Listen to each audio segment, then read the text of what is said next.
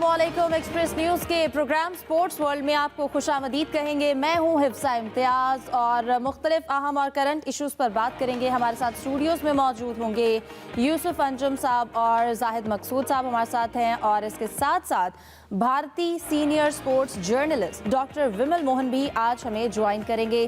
तमाम को वेलकम कहूँगी और उम्मीद करती हूँ आप तमाम ही लोग खैरियत से होंगे। तो आज एक बहुत इशू है जिस पर बात की जा रही थी आज के दिन के इंडिया की जानिब से काफ़ी मुतज़ाद इत्तलात सामने आ रही थी जर्सी पर पाकिस्तान के लोगों के हवाले से। तो सबसे पहले मैं डॉक्टर विमल मोहन आपसे ही आगाज़ करूंगी और कहिएगा, जैसे कि चैंपियंस ट्रॉफी पर लोगों के बारे में मुतज़ाद इत्तलात सामने आ रही थी जर्सी पर, और अब ये कहा जा रहा है कि बीसीसीआई के सेक्रेटरी ने तस्दीक की है कि आईसीसी रूल्स पर अमल किया जाएगा। तो आप इस हवाले से क्या कहेंगे? पहली बात तो मेरी भी बीसीसीआई के जो ऑफिशियल्स हैं उनसे बातचीत हुई और उन्होंने भी यही कहा कि जो लोगों का जो भी रूल्स है आईसीसी का, क्योंकि बड़ा मुद्दा तो यही था कि हाइब्रिड मॉडल पे मैच हो और जो तय हो चुका है, ये जो मुद्दा है कि जर्सी पे कहाँ क्या लोगो होगा, इसका एक सेट रूल होता है, आईसीसी के सेट रूल्स है और उसको फॉलो करेंगे। दिक्कत की बात ये है भारत और पाकिस्तान दोनों जगह जो जर्नलिस्ट है, कुछ जो फ्रिंज एलिमेंट्स है, वो सोर्सेज के हवाले से कोई खबर लाते हैं। आपने ना तो इसके, मैंने तो किसी भी ऑफिशियल का, बीसीसीआई का जो ऑफिशियल न्यूज होता है सोर्सेज करके दोनों जगह क्रिकेट की खबरें छपती है। पाकिस्तान से उसके एक रिएक्शन भी आ गया कि कोई पाकिस्तान का ऑफिशियल नाराज है। इंडिया का ऑफिशियल का सोर्सेज के हवाले से आ गया कि वो ये फलाना चाहते हैं, ढिमकाना नहीं चाहते। तो ये सब सोर्सेज की बातें थी। मेरी खुद भी बातचीत हुई है बीसीसीआई ऑफिशियल से और उन्होंने यही कहा कि जो आईसीसी का जो वी सेट रूल्स है वो रूल फॉलो होता है और वो रूल फॉलो करेंगे। अभी भी तो आईसीसी के तहत ही ये फैसला हुआ कि हाइब्रिड मॉडल पे होगा और 2027 तक ऐसे ही मैच होंगे इंडिया पाकिस्तान को लेकर। जो भी इश्यूज है, मसाइल हैं, वो मसले हैं तो है, लेकिन जो बाकी क्रिकेट को लेकर मुझे लगता है कि मतलब अब जब तक ये टूर्नामेंट नहीं होगा, मैं तो मुझे लग रहा है कि 2-4 और सोर्सेज के हवाले से कुछ बड़े कॉन्ट्रोवर्सीज, बड़े विवाद सामने आए। बिल्कुल, कंट्रोवर्सीज जो हैं वो आए दिन सामने आ जाती हैं। अच्छा डॉक्टर विमल साहब, आप क्या कहेंगे अब चैंपियंस ट्रॉफी के हवाले से भारत की जानिब से जो अब टीम सामने आ गई है, आप उस टीम कॉम्बिनेशन के हवाले से क्या कहेंगे? देखो, बहुत सारे एक्सपर्ट्स हैं यहाँ पे। इंडिया का एक बहुत अच्छी बात क्या है कि बेंच स्ट्रेंथ बहुत स्ट्रांग है, तो उसमें कई जो खिलाड़ी हैं, जो जैसे कि संजू सैमसन हमारे यहाँ हैं, वो मिस किया है उन्होंने, और भी कई खिलाड़ी हैं। नीतीश रेड्डी है, अभी आपने उनको ऑस्ट्रेलिया में मेलबर्न में देखा था। न सिर्फ रेड बॉल क्रिकेट में, व्हाइट बॉल क्रिकेट में भी शानदार है, तो वो मिस किए हैं। लेकिन इसके बावजूद जो जिस तरह की जो हमारी टीम जो T20 वर्ल्ड कप में जीती थी, तो उसमें ऑलराउंडर्स की भरमार थी और वो ऑलराउंडर्स एक बार फिर यहाँ पे है। और जिस तरह की फिटनेस है, मुझे लगता है कि ऑलराउंडर्स का रोल जो है वो इम्पोर्टेंट होने वाला है इस टूर्नामेंट में। खासकर इंडिया के लिहाज से आप देखें दुबई में जहाँ पे आप खेलेंगे, तो वहाँ भी जिस तरह की टीम चुनी गई है, आपके पास ये है कि कौन चाहे इंडिया हो या पाकिस्तान, कौन से बैट्समैन जो है उस समय आपके यहाँ भी ट्राई नेशन है, उसमें पता चल जाएगा कि पाकिस्तान के कौन से खिलाड़ी फॉर्म में है। और अगर होगा तो जाहिर तौर पे मदर ऑफ ऑल मैचेस, तो मैचेस ऑफ ऑल मैचेस जिसको कहते हैं, 23 फरवरी को इंडिया पाकिस्तान के मैच का जरूर से इंतजार रहेगा। अच्छा डॉक्टर विमल, मैं जाहिद मकसूद हूँ, यूसुफ अंजुम साहब भी मेरे साथ मौजूद हैं। एक तो जसप्रीत बुमराह की फिटनेस के हवाले से हम जानना चाहते हैं। दूसरा, इंग्लैंड के खिलाफ आज सीरीज़ शुरू हो जाएगी, 5 T20 मैचेस हैं और इसके बाद 3 वनडे मैचेस हैं। आपकी वही टीम खेल रही है भारत की 15 रुकनी, जो कि चैंपियंस ट्रॉफी में भी खेलेगी। आप समझते हैं कि जसप्रीत बुमराह पूरी तरह से फिट हैं और कितना रोल प्ले करेगी ये इंग्लैंड के खिलाफ सीरीज़ तैयारियों के लिए, चैंपियंस ट्रॉफी के लिए? जसप्रीत बुमराह के बारे में उन्होंने उनका ऑफिशियल चांस है कि जिस लेवल की उनकी फिटनेस है, वो हम उम्मीद कर रहे हैं कि चैंपियंस ट्रॉफी तक, क्योंकि वो इंग्लैंड वाली जो सीरीज है उसमें नहीं खेल रहे हैं और इंग्लैंड के लिए जो वनडे सीरीज है या T20 अभी जो हो रहा है, उस वही टीम नहीं खेल रही। क्योंकि आप देखिए हमारे जो T20 के जो कैप्टन है सूर्य कुमार यादव, वो उस टीम में जगह नहीं बना पाए। तो इंडिया के पास बेंच स्ट्रेंथ बहुत स्ट्रांग है। जसप्रीत बुमराह उस समय तक हम उम्मीद कर रहे हैं कि चैंपियंस ट्रॉफी तक वो फिट हो जाएंगे, और अगर वो फिट हो तो जाहिर तौर पर दुनिया के सबसे जो खतरनाक बॉलर्स में से उनका शुमार वसीम अकरम से लेके वकार यूनुस, सब उनके बारे में दुनिया भर के जो गेंदबाज हैं वो उनको मानते हैं। बॉलिंग एक्शन, स्पीड, हर फॉर्मेट में, T20, वनडे और तीनों ही फॉर्मेट में वो लाजवाब बॉलर है। तो जाहिर तौर पे हम उम्मीद कर रहे हैं कि चैंपियंस ट्रॉफी तक, और जैसा बताया भी गया उनका ऑफिशियल स्टेटस, वो इंग्लैंड का दौरा जो अभी जो हो रहा है 5 T20 और 3 वनडे, इसमें नहीं खेल रहा है। और इसमें से कुछ खिलाड़ी जैसा आपने कहा जरूर चैंपियंस ट्रॉफी में रहेंगे, लेकिन ये टीम अलग है और इस टीम के कुछ खिलाड़ियों के लिए उससे पहले भी हमारे यहाँ रणजी पे जो डोमेस्टिक क्रिकेट है उस पे काफी जोर दिया जा रहा है कि डोमेस्टिक क्रिकेट खेलें खिलाड़ी, और जो उनको फॉर्म तलाशनी है या उनको जो छोटी मोटी जो निगल्स होते हैं उसको दूर करना है, तो उसको दूर करने की बात हो रही है। और उम्मीद करते हैं कि तब तक खिलाड़ी फॉर्म में आएंगे और अच्छा मुकाबला देखते हैं। डॉक्टर साहब, यूसुफ अंजम बात कर रहा हूँ। इंडिया पाकिस्तान के मैच के हवाले से यहाँ पर तो बहुत ज़्यादा क्रेज़ पाया जा रहा है। इंडियन पब्लिक की क्या सूरत हाल है, कितने वो बेताब हैं 23 तारीख के मैच के लिए? बिल्कुल, देखिए यूसुफ साहब, आपने देखा है न सिर्फ यहाँ पे, आपने लंदन में भी देखा है, दुनिया भर में मतलब एक दौर था जबकि एशेज को mother of all cricket matches कहा जाता था, सबसे बड़ा क्रिकेट का मुकाबला कहा जाता था, लेकिन और फिर इंडिया और पाकिस्तान का वो दौर आया। इस दोनों मुल्कों की क्रिकेट को देखने के लिए एक अलग किस्म का खेल होता है, इमोशन सुपरलेटिव डिग्री में हाई होता है, और जाहिर तौर पे दोनों ही मुल्कों के और बेहतरीन क्रिकेट देखने को मिलती है। खासकर हमने वो दौर भी देखा है जब वसीम अकरम और वकार यूनिस था, फिर एक दौर आया, उस दौर में ज्यादातर पाकिस्तान डोमिनेट करती थी, फिर धोनी का दौर आया जब इंडिया ने डोमिनेट करना शुरू किया, और उसके बाद से काफी और ये भी है कि ये एक ऐसा सीरीज होती है जिसमें इंडिया और पाकिस्तान के एक ना एक बलि चढ़ती है। आप देखिए बाबर आजम पूरी दुनिया में अच्छा खेले, लेकिन अगर पाकिस्तान के खिलाफ इंडिया के खिलाफ खराब खेलते हैं तो उन पर सवाल उठने लगते हैं, चाहे कितने बेहतरीन खिलाड़ी। तो ये सीरीज बहुत हाई स्टेक होता है, हाई इमोशंस होता है, और जाहिर तौर पे यहाँ भी जो फैंस हैं अपना कैलेंडर उसको बना लेते हैं कितने तारीख को मैच देखना है। जब इंडिया पाकिस्तान का मैच होता है तो चाहे इंडिया हो, पाकिस्तान हो, लंदन हो, मेरे जो दोस्त अक्रॉस द वर्ल्ड हैं उनसे बातचीत होती रहती है कि आप मतलब एक पार्टी की तरफ से उसको देखते हैं। वो इमोशंस तो है, बिल्कुल मैच का इंतजार भी। ठीक है, बहुत शुक्रिया भारतीय सीनियर स्पोर्ट्स जर्नलिस्ट डॉक्टर विमल मोहन आपके वक्त का। जाहिद साहब, अब आपकी जानिब आऊँगी, कहिएगा अभी जैसे कि उन्होंने कहा कि ये कंट्रोवर्सीज हैं और उम्मीद है कि जब तक ये शुरू नहीं हो जाती चैंपियंस ट्रॉफी तब तक इंडिया की जानिब से या ओवरऑल कोई ना कोई कंट्रोवर्सी सामने आएगी, तो लोगों वाली जो इशू है उस पर आप क्या कहेंगे? देखिए, बीसीसीआई की तरफ से ऑफिशियल ये इनकार नहीं किया गया था, ना कुछ बताया गया था। इंडियन मीडिया ने इस चीज़ को बहुत उठाया था, और जब भी पाकिस्तान और भारत के मैचेस होते हैं, आईसीसी का इवेंट हो या वैसे कोई सीरीज़ हो, और उनकी तरफ से कोई ना कोई जो है मुतज़ाद इतलात सामने आ जाती हैं। पहले भी हम जिक्र कर चुके हैं, पहले इंडियन मीडिया की तवज्जो ऑस्ट्रेलिया और इंडिया की सीरीज़ पर लगी हुई थी। अब जैसे जैसे ये इवेंट करीब आ रहा था, आपको पहले दिन से लेके कि इंडिया का पाकिस्तान ना आना, फिर हाइब्रिड मॉडल का आना, चैंपियंस ट्रॉफी का ताख़ीर से होना, शेड्यूल का ताख़ीर से ऐलान होना, अब नई ये चीज़ें आ गई थी कि रोहित शर्मा पाकिस्तान आएंगे या नहीं आएंगे। कैप्टन प्रेस कॉन्फ्रेंस के लिए हमारी इतलात के मुताबिक तो ये है कि रोहित शर्मा पाकिस्तान आएंगे, और ये चांस है कि लाहौर में तकरीब होगी या कराची में होगी।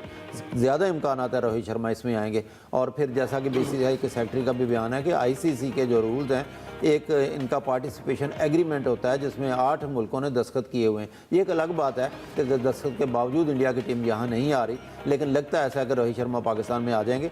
और ये इतलात चलें आज दम तोड़ गई बीसीसीआई के सेक्रेटरी के बाद कि लोगों पे, क्योंकि ऑफिशियली पाकिस्तान का नाम होता है, जो भी होस्ट कंट्री है उसका नाम जाना ही होता है। बिल्कुल ठीक है। इसमें थोड़ा सा मैं ऐड करता चलूँ, क्योंकि आईसीसी का इवेंट है तो तमाम तर जिम्मेदारी जो है वो आईसीसी की है। पाकिस्तान तो एक होस्ट के तौर पर चीज़ों को देख रहा है, और क्योंकि यहाँ पर अब आईसीसी के वफूद भी आते रहते हैं कज़ाफ स्टेडियम को विज़िट करने के लिए, आईसीसी का एक सेक्रेटेरिएट भी लाहौर में कायम हो चुका है, यहाँ पर उनके मौजूद हैं लोग। तो उन्होंने भी, पीसीबी ने भी ये वाज़े उन पे किया है कि आईसीसी के क्योंकि तनाज़ात सामने आ रहे हैं इंडियन मीडिया की जानब से, तो उन्होंने कहा कि जो भी रूल्स हैं उनको सख्ती से फॉलो करवाया जाए। बिल्कुल, और रूल्स अगर बन चुके हैं तो सबको उस पर फॉलो करना चाहिए। अच्छा यूसुफ, आप साइमा अयूब का इस वक्त जो ट्रीटमेंट चल रहा है और फिर अब उनके मुतबादिल खिलाड़ी के हवाले से बातें हो रही हैं, आप इस पर क्या कहेंगे? उनकी अभी कंडीशन के हवाले से क्या बताएं? देखिए हिफ्ज़ा, 30 तारीख तक साइमा अयूब लंदन में ही रहेंगे। उनकी जो मेडिकल रिपोर्ट्स हैं वो पीसीबी को मौसूल हो चुकी हैं, और उसमें जो एक ख़तरे की पहले बताया जा रहा था कि शायद ऑपरेशन की ज़रूरत पड़े, वो नहीं होगा। वो ट्रीटमेंट से इंशाल्लाह सेहतमंद हो जाएंगे। लेकिन उनको आईसीसी चैंपियन ट्रॉफी के लिए टीम में शामिल करना यकीनी तौर पर पाकिस्तान क्रिकेट बोर्ड के लिए एक सवालिया निशान है। वो अभी तक ये फैसला नहीं कर पाए कि क्या साइम अयूब के साथ टीम को लेके जाया जाए या साइम के बगैर ही टीम को खिलाया जाए, क्योंकि साइम अयूब की फिटनेस में उसको थोड़ा टाइम लगेगा। अगर पाकिस्तान क्रिकेट बोर्ड जल्दी करेगा तो उसका नुकसान यकीनी तौर पर क्रिकेटर को भी पहुंच सकता है, क्योंकि जल्दबाजी में कोई भी फैसला खासतौर पर मुकम्मल फिटनेस के हवाले से वो ख़तरनाक साबित हो सकता है। तो अभी इसीलिए थोड़ा गुफ्तगू का शिकार है पाकिस्तान की सिलेक्शन कमेटी के भी साइम अयूब के साथ टीम को लिया जाए या ना लिया, इसलिए जो ऐलान का टीम का ऐलान था वो भी ताख़ीर का शिकार है। और हमारे ज़राए ने इस बात की कन्फर्मेशन की है कि साइम अयूब इस सीरीज़ में जो 3 मुल्क की सीरीज़ होगी इसमें तो नहीं होंगे, लेकिन पीसीबी की ये हुकाम की ख्वाहिश है कि अगर इंडिया पाकिस्तान का मैच 23 तारीख को जो होगा उसमें उस वक्त तक साइम अयूब की फिटनेस का इंतजार कर लिया से मशरूब कहा जा रहा है। ठीक है, क्रिकेट कमेंटेटर तारिक सईद साहब ने भी हमें ज्वाइन किया है, उनसे बात करेंगे। बहुत शुक्रिया तारिक सईद साहब आपके वक्त का। तारिक साहब, हम साइम अयूब की फिटनेस के हवाले से बात कर रहे थे और उसके बाद ये एक बड़ा सवाल है कि उनका मुतबादिल खिलाड़ी कौन होगा। आप क्या कहेंगे? मुख्तलिफ नाम है। जी हाँ, पाकिस्तान को सिर्फ साइम की मुतबादल की जरूरत नहीं होगी, बल्कि जो अब्दुल्ला शफीक हैं बदकिस्मती से वो रन नहीं बना पाए ज़्यादा अभी हालिया सीजन में, तो पाकिस्तान के दोनों एंड भी खाली नज़र आते हैं। तो साइम की जगह तो जाहिर है कि फ़खर जमान आ जाएंगे और फिर जो अब्दुल्ला की जो जगह है मुमकिन तौर पर उस पर शान मसूद, मैं समझता हूँ कि उनके नाम पे गौर हो सकता है कि वो जिस तरह की फॉर्म में हैं। अभी हाल ही में केप टाउन में उन्होंने सेंचुरी बनाई है, उसके बाद मुल्तान टेस्ट मैच में भी एक बिल्कुल ही मुख्तलिफ कंडीशंस में वो अच्छा खेल गए, तो 19 सेंचुरी स्कोर की दूसरी इनिंग्स में जो मैच विनिंग साबित हुई। तो उनका लिस्ट ए क्रिकेट का जो रिकॉर्ड है वो भी बड़ा आला रहा है, हर दौर में 50 से ज़्यादा उनकी औसत रही है इस तरह के क्रिकेट में। तो मैं समझता हूँ उनको मौका अगर मिलता है तो इसमें कोई मजाका नहीं होगा, तो ज़्यादा बेहतर ऑप्शन हो सकते हैं शान मसूद जो हैं। सही। अच्छा तारिक साहब, जैसा कि अब चैंपियंस ट्रॉफी के लिए अभी तक जो है वो नाम सामने नहीं आया पाकिस्तानी स्क्वाड का, और जो मुल्क अनाउंस कर चुके हैं, आप क्या देख रहे हैं उनकी स्क्वाड को और पाकिस्तान की उसके हिसाब से कैसी स्क्वाड होनी चाहिए? देखिए, को क्योंकि सिर्फ पाकिस्तान की विकेटें या कंडीशंस उनको ही मद्देनजर नहीं रखना होगा, क्योंकि दुबई में भी सबसे अहम मैच है पाकिस्तान का जो भारत से होना है। तो मेरा ख्याल है स्पिनर्स तो पाकिस्तान को स्क्वाड में कम से कम 2 जो हैं वो स्पेशलिस्ट, उनका तो उनकी शमूलियत ज़रूर होगी। और फिर जो है तीसरे सलमान अली आगा होंगे उनकी मदद के लिए, क्योंकि पाकिस्तान को इसमें 20 से 25 ओवर जो हैं वो स्पिन के चाहिए होंगे इन पिचेस पे। हाँ, ये ज़रूर है कि आया मौसम जो है वो इस तरह का होगा कि जिसमें आप स्पिनर का ज़्यादा इस्तेमाल कर सकेंगे। सेलेक्टर्स के सामने सवाल तो हैं, क्योंकि आमतौर पर पाकिस्तानी टीम जो है वो 3 फास्ट बॉलर के साथ खेलती है। अभी हाल ही में ऑस्ट्रेलिया के खिलाफ तो 40 ओवर जो हैं वो फास्ट बॉलर करते हुए नजर आए थे। तो क्योंकि इस वक्त कोई ऐसा ऑलराउंडर नजर नहीं आ रहा जो कि दोनों काम कर सके, तो इसलिए सेलेक्टर्स को उनके लिए दिमाग सोजी का काम तो है इस सिलेक्शन के दिन में। ठीक है, मैचेस के हवाले से और तैयारियों के हवाले से हमारी डिस्कशन जारी रहेगी। तारिक सईद साहब अपनी जो राय का इजहार कर रहे थे। यहाँ वक्त हुआ एक ब्रेक का, ब्रेक के बाद वापस आएंगे।